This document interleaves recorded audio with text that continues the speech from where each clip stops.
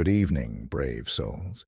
Tonight we venture into a tale of terror that will grip your heart and haunt your dreams.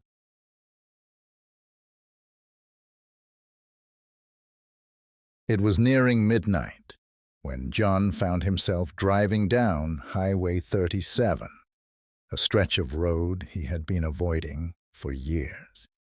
The long, dark road snaked through endless miles of forest, its bends hidden by towering trees. The highway had a reputation, and not a good one. Rumors about strange disappearances and ghostly apparitions had kept locals off it for decades. But John had no choice. His daughter, Emily, had been in an accident and he needed to get to her. The rain had started about an hour ago, turning the highway into a slick, dangerous path. His windshield wipers slapped back and forth, but the heavy downpour made it hard to see more than a few feet ahead. He squinted at the road, gripping the steering wheel tighter as his headlights illuminated only the road's immediate edge before being swallowed by the darkness. "Just focus. You'll be there soon," John muttered to himself, trying to shake the growing unease gnawing at him. He flicked the radio on for some company, but static filled the car. No signal, of course. Just as he was about to turn it off, a voice crackled through. "Turn around." A deep, distorted voice whispered from the static. John's hand froze on the knob. His heart pounded, the hairs on his arms standing up. He switched the radio off, his fingers trembling. He told himself it was just a fluke, maybe interference from the storm. The highway was empty, save for his car, and John was starting to regret taking this route. His GPS had rerouted him when a landslide blocked the main highway, and Highway 37 had been his only option. Now, as he drove deeper into the isolated forest, the feeling of being watched settled over him. Suddenly, his headlights flickered. Then they blinked off for a split second before coming back. John's heart skipped a beat. He checked his fuel gauge, full tank. Everything seemed normal, but the unsettling feeling wouldn't go away. He pushed the car a little faster, wanting to get off this cursed road. As he rounded a bend, John's headlights caught something on the side of the road. A figure, tall, gaunt, and cloaked in shadow, stood motionless by the highway's edge. John slammed the brakes, the car screeching to a halt. His heart pounded in his ears as he stared at the figure, its face obscured by the hood of a ragged cloak. "What the hell?"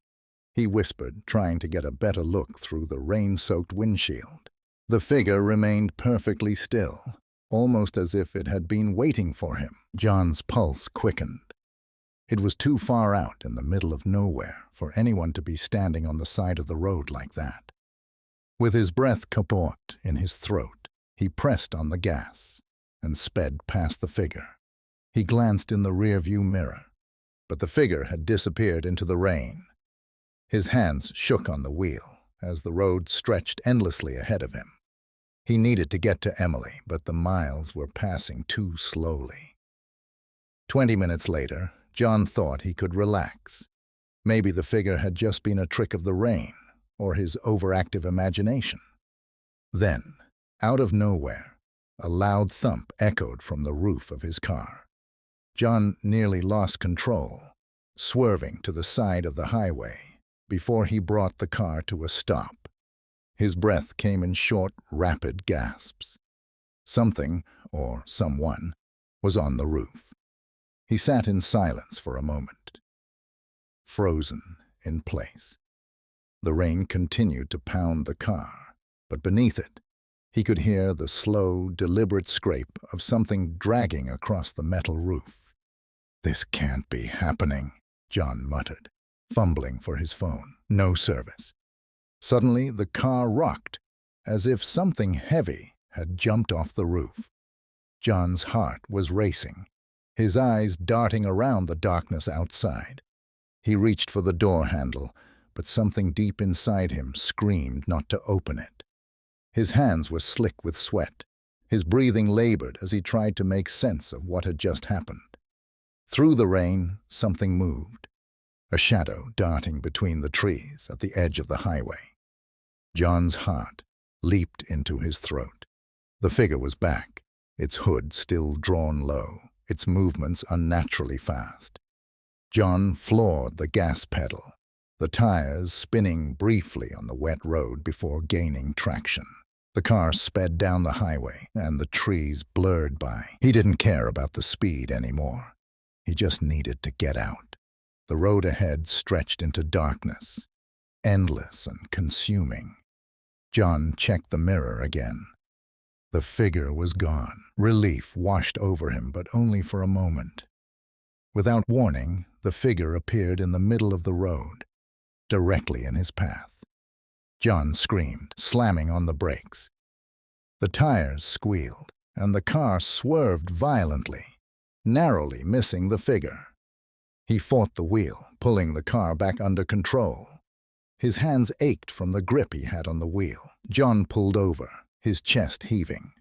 His mind raced.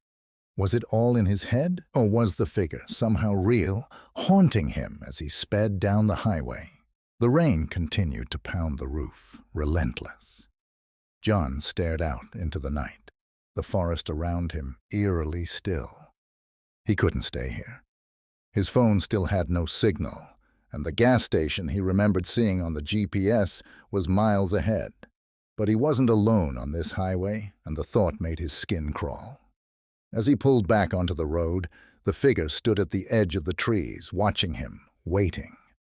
John didn't slow down. He pressed the pedal harder, pushing the car faster than he ever had before. He kept his eyes on the road, refusing to look in the rear-view mirror again. A mile later, the flickering glow of a gas station's neon sign appeared through the rain. John's heart leaped. Civilization, finally. He pulled into the lot, his tires squealing on the wet pavement. He leaped out of the car, drenched by the rain, as he ran into the station's small shop. The fluorescent lights buzzed overhead, a stark contrast to the eerie darkness outside. The clerk, a tired-looking man in his 50s, glanced up from his magazine. "Everything okay, buddy?" John leaned on the counter, still trying to catch his breath. There's someone out there on the highway." The clerk raised an eyebrow. "You took Highway 37, didn't you?" John nodded, wiping the rain from his face. The clerk sighed and stood, gesturing toward the road. "People say there's something wrong with that highway. Folks disappear, see things that aren't there. Best to keep moving." John stared out into the night, the rain-soaked highway glistening under the station's lights. The figure was gone, but in the pit of his stomach, John knew he wasn't safe yet. He filled his tank, not daring to look back at the road.